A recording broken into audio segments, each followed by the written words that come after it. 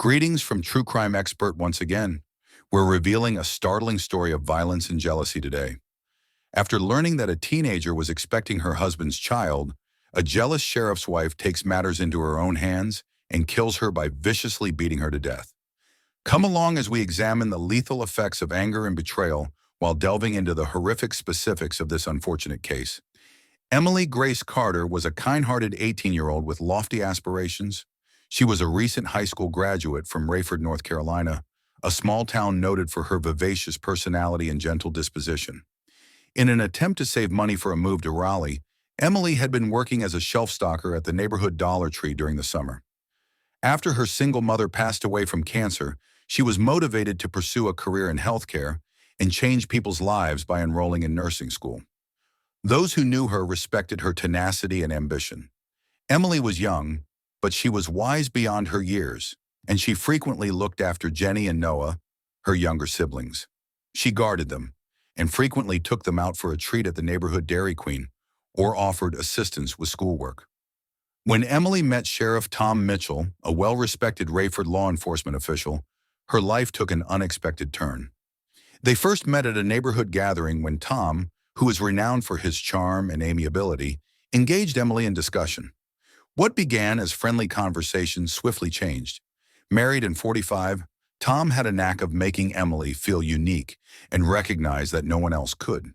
Tom's attention felt novel and thrilling to a young woman who felt constrained by small-town life. With covert sex and stolen kisses, their romance developed in secret.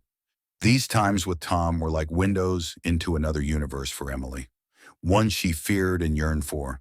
The sheriff's attention and the excitement of the situation made it difficult for her to resist, even though she knew the affair was dangerous. Emily found out she was pregnant in the first part of July 2017. She was both excited and afraid when she heard the news. She told only her closest friends about her secret, saying that although she wasn't sure what to do, she thought Tom should know. Emily felt conflicted. In a village where everyone knew one another, she was concerned about Tom's response, his family, and the scandal that would get out. However, she was also beginning to believe that this baby was the key to her future and that maybe Tom would be willing to play a role. Emily told friends in the final days of her life that she intended to face Tom about the pregnancy. She wished that he would believe in her and see them going forward together in some way. But she was anxious since she felt that his reaction would have a significant impact on her life. This was a time of great uncertainty for Emily, filled with both strong worries and hopeful dreams. The young lady who had previously only dreamed of Raleigh and a profession as a nurse now saw her life taking an unexpected turn that would ultimately lead to her tragic demise. Emily's 15-year-old sister, Jenny Carter, found Emily's body in the woods outside their Rayford home on July 17, 2017, at approximately 7:30 a.m. As kids, Emily and her siblings used to frequently play in the forested area near the family's modest home. Jenny had gone outside that morning to find Emily, who hadn't returned home the night before. Her curiosity and terror were initially piqued when she saw broken branches and disturbed earth leading into the trees. Jenny discovered her sister dead and injured on the ground as she ventured deeper into the forest.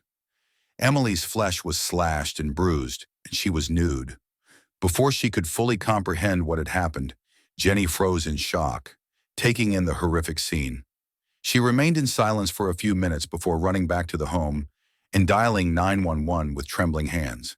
She could hardly describe what she had witnessed, and her voice wavered as she spoke to the operator. A neighbor had hurried over after hearing the disturbance and had wrapped Jenny in a blanket as she sat on the porch steps, pale and clearly disturbed, when paramedics and police arrived. First responders hurried to secure the area, while other family members watched in disbelief as the scenario swiftly descended into chaos. The neighbors began to assemble, chatting about the sad news, and some of them remarked that they had just seen Emily a day or two earlier. They were laughing and cheerful when Emily's body was formally identified on the spot. Rayford was overcome with sadness and anxiety. Jenny and her family were left in shock as her body was removed for an autopsy, finding it difficult to understand the cruelty of what had just occurred to their sister and daughter. As word got out that several well-known persons would be involved in the investigation, Emily's terrible demise quickly became the talk of the town. As the community grieved the loss of the young woman with a promising future, local news outlets, such as the Fayetteville Observer, reported the incident. On July 17, 2017, soon after 8 a.m., police swiftly arrived on the scene. Detective Laura Adams, a seasoned investigator with a calm, methodical approach, led Rayford Police Department officers in securing the scene of Emily's body. It was a very eerie scene. Emily's body, which was covered in cuts, bruises, and evidence of a severe beating, was found in a tiny clearing in the woods behind her family's home. The investigators discovered evidence that suggested a more extensive story as they calmed down the scene.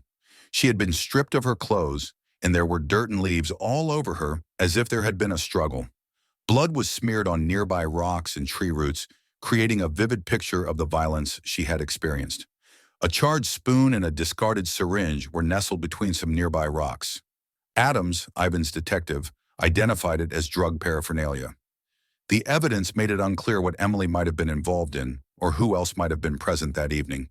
Even though she was not known to use narcotics, the medical examiner who examined Emily's body at the scene discovered a little enlargement in her abdomen. She was in the early stages of pregnancy, according to the results of a rapid examination that was prompted by this. The investigators were taken aback by the revelation, which gave the case a surprising new dimension.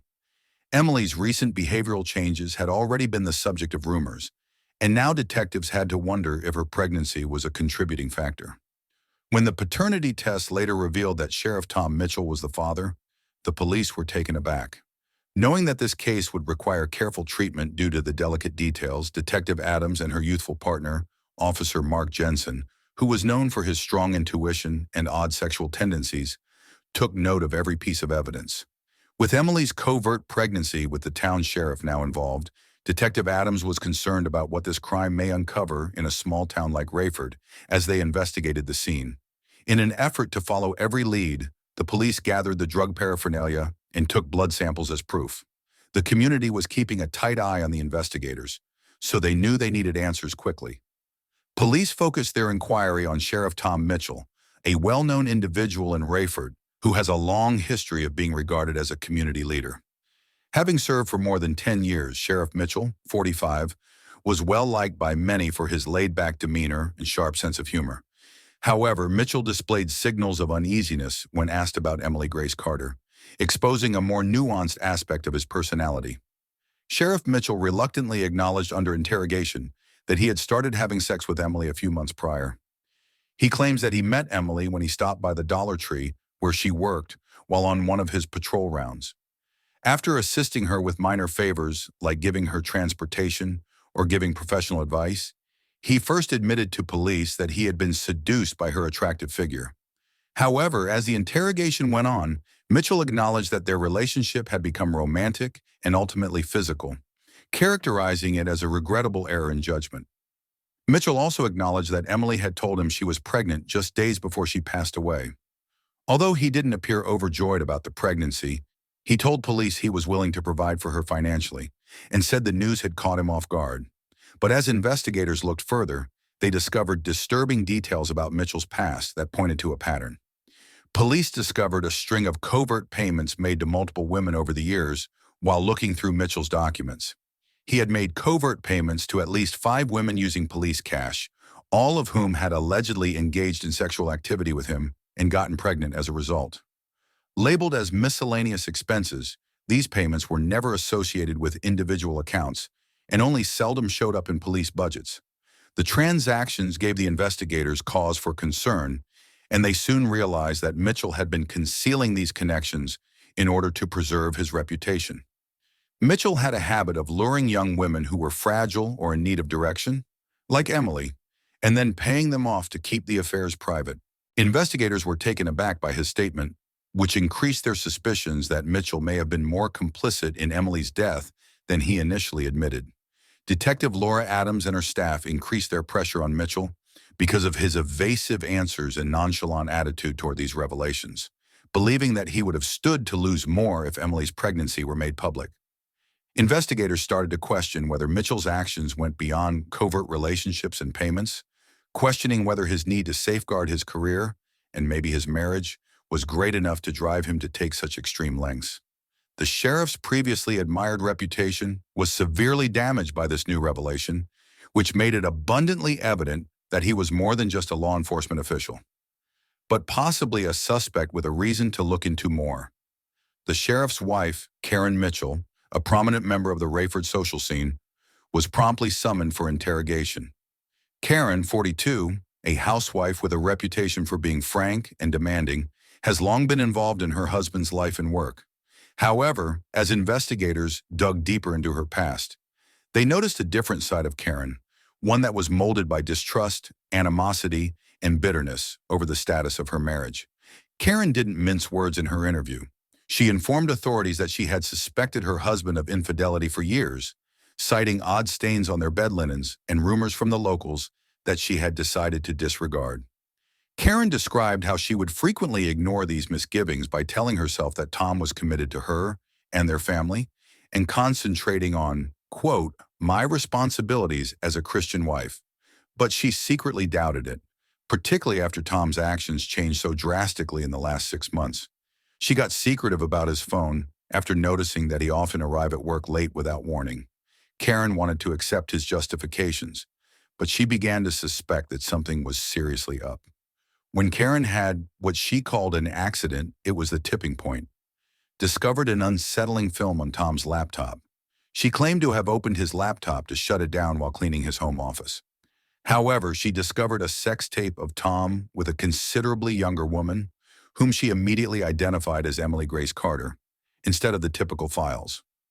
After just a few seconds of watching, she recognized what it was. Late at night, the two are having sex in the local Dollar Tree's aisles.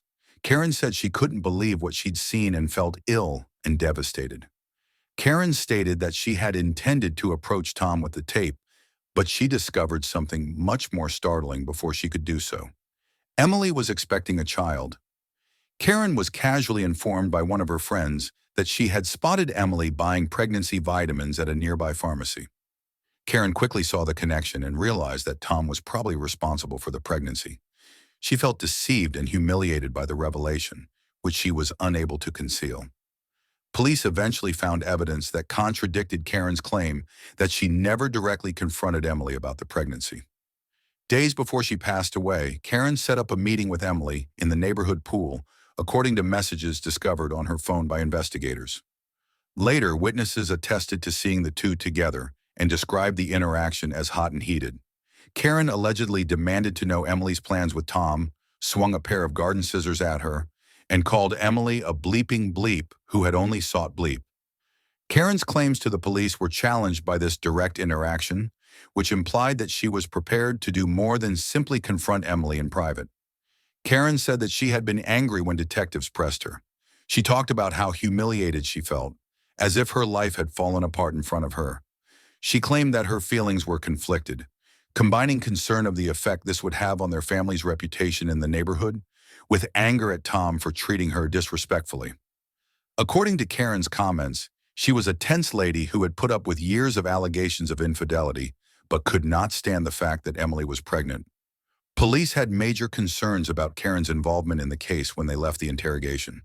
She was a prime suspect in what was rapidly turning into one of Rayford's most startling investigations because of the way she acted and felt in the days before Emily's death, which revealed a clear purpose. Police discovered a fact that changed the course of their investigation as they were clearing the site of Emily Grace Carter's murder. Near Emily's body, they uncovered drug paraphernalia, including used syringes and a small bag of white substance, among the strewn-about rubbish. Detectives were able to trace the goods back to Jenny Carter, Emily's quiet and reticent 15-year-old sister. Given Jenny's drug use, investigators took a new approach, thinking about how her addiction might be related to Emily's death. They conjectured a number of scenarios, all of which were equally concerning. One assumption was that the sisters had gotten into a fight because of Jenny's drug use. Investigators pondered if Jenny might have been angry at Emily's involvement and if this family conflict had somehow turned into a deadly fight. As authorities became more aware of Jenny's drug-related problems, which were more serious than even her closest relatives realized, this theory gained support. The idea that Jenny might have owed money to her heroin suppliers was another option that investigators looked into. Although it would have put a strain on Emily's meager resources, Emily, who only worked part-time at Dollar Tree, might have offered financial support to pay Jenny's obligations. Investigators believed that if Emily had ventured into hazardous region on her sister's behalf, the debts or pressure from dealers might have resulted in her death. Additionally, police wondered if Jenny's addiction might have unintentionally brought a hazardous group into their life. Perhaps Emily was at risk because of Jenny's drug problems and her knowledge of her sister's involvement with these people. As they investigated Jenny's recent activities further, they discovered texts on her phone that showed she was communicating with a few local drug dealers and users. As she spiraled farther into a dangerous realm, the text depicted a young girl in over her head, trying to conceal her addiction from her family. Unsettling concerns regarding the family's hidden dynamics and their potential role in Emily's death were brought up by the revelation of Jenny's drug use. Several ideas now confronted the police, all of which suggested that Jenny's drug use may have been a contributing factor in the terrible circumstances that resulted in her sister's murder. Before making any final judgments, investigators needed to learn more about Jenny's covert existence and the ties inside the Carter family. Jenny Carter eventually opened up to investigators in a tense interview room, sharing startling information about her hardships and relationships with Sheriff Tom Mitchell. Jenny acknowledged having a covert drug addiction that began soon after her mother passed away from cancer. Jenny claimed that at the age of 15, she felt lost and alone and turned to drugs to dull the intense anguish. Until Sheriff Tom Mitchell found out, she was able to conceal her rapidly worsening addiction from the majority of her acquaintances. Jenny disclosed that earlier that year, she had been detained by Sheriff Mitchell when he caught her using drugs. He started pressuring her, suggesting that she could get out of the arrest by having sex with him, rather than guiding her through the customary legal procedure. Jenny had felt confined at that moment.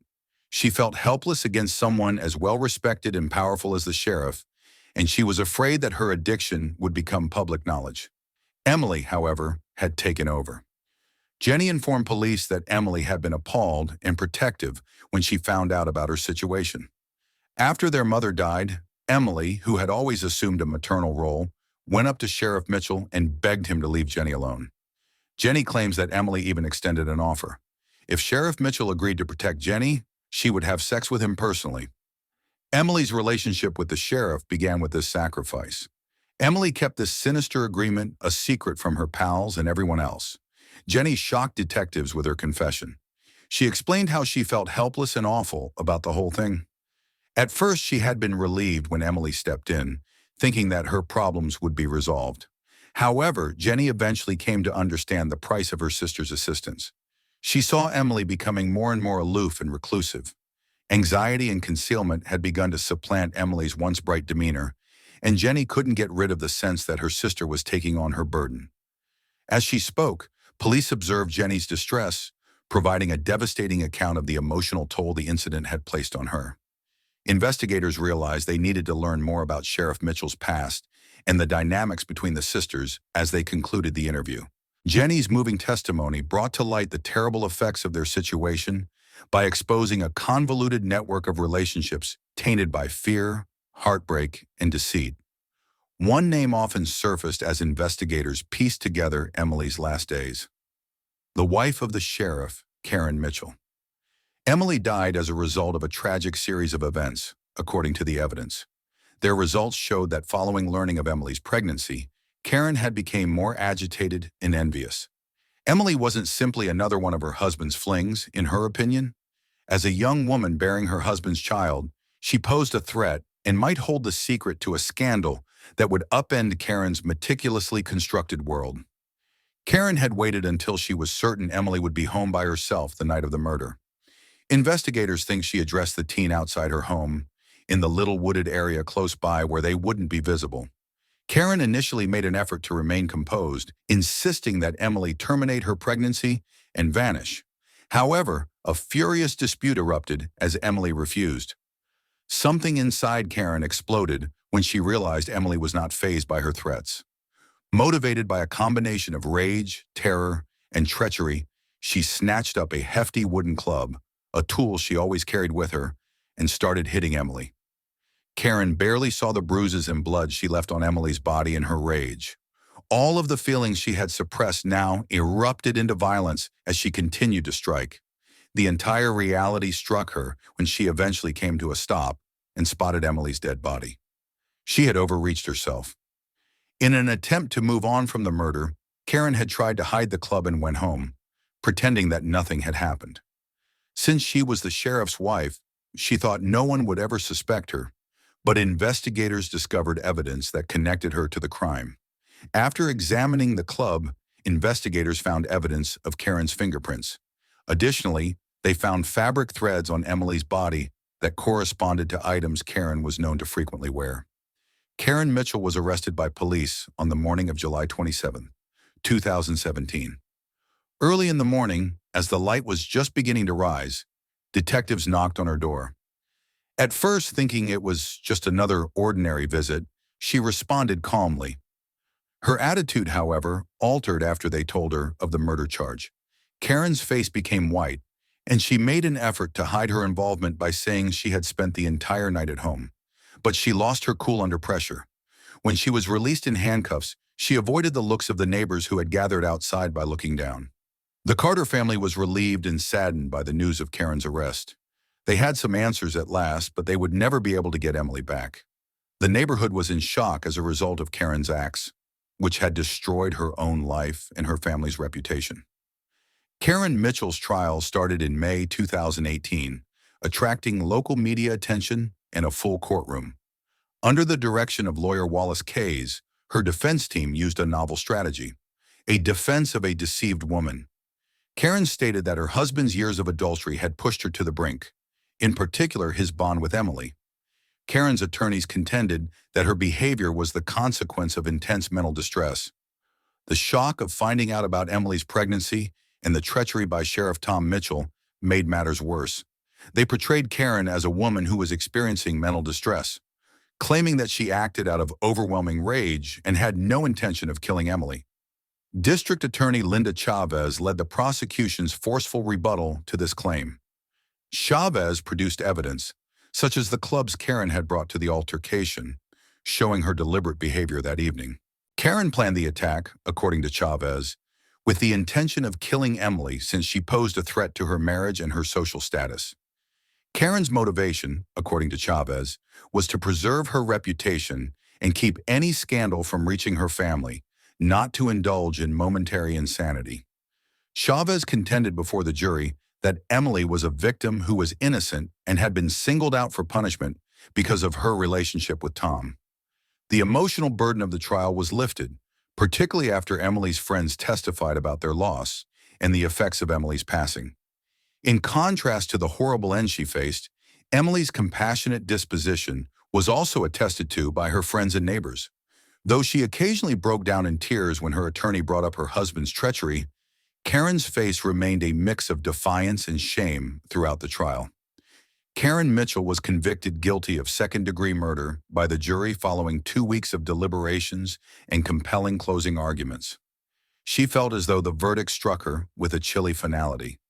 She was imprisoned for 25 years, without the chance of parole. Karen's poise wavered as the punishment was read. She was clearly taking in the truth of her destiny and looked terrified. Justice was expressed by Emily's family in a bittersweet way. There was some closure after Karen was sentenced. The response from the community was not uniform. While some saw the punishment as a form of justice, others empathized with Karen's portrayal as a woman driven to the brink. In sharp contrast to the life of social respect she had previously had, Karen's narrative would finish in prison. All of the participants' lives were permanently scarred by the trial's aftermath. Karen Mitchell received a 25-year prison sentence for killing Emily Grace in the second degree. After she was admitted to the Ohio Correctional Institution for Women, she had to deal with the consequences of her behavior on a daily basis. Over the years, she would frequently reflect about her life prior to the murder, which was full of social events and family get-togethers. But now, as part of her rehabilitation, her life was centered around prison routines and counseling sessions. Sheriff Tom Mitchell, on the other hand, dealt with a different kind of reckoning when, following the trial, Authorities opened an investigation into his misappropriation of public funds and found that he had been secretly paying a number of women, including Emily, to conceal infidelity. Tom was accused with several counts of misuse of funds and misconduct in office in May 2018, a few weeks after Karen was sentenced. He received a 5-year prison sentence after being proven guilty. Many inhabitants of Winchester, a tiny town, were startled and dismayed by the incident. The trust they had once placed in Tom as a leader was destroyed by his actions. Jenny's narrative, however, took a different course.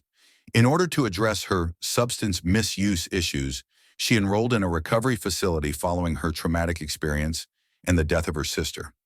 Emily put a lot of effort into rebuilding her life with the help of a committed recovery community and counselors. She not only completed her rehabilitation program by 2019, but she also earned a social work degree from college. Using her experiences to encourage and assist those in need, Jenny wished to assist others who encountered same difficulties. Ultimately, a web of pain was left behind as the lives of Karen, Tom, and Emily tragically collided. Tom's decline from grace left him isolated and ashamed, while Karen's incarceration made her face the repercussions of her behavior. Jenny, however, was able to survive the ordeal. She dedicated her life to assisting others in finding their way to recovery after learning to deal with her own grief and loss. Their experiences served as a warning to the community, reminding everyone of the terrible consequences of violence and treachery. Remember to share, like, comment, and subscribe. I'll see you on the following story.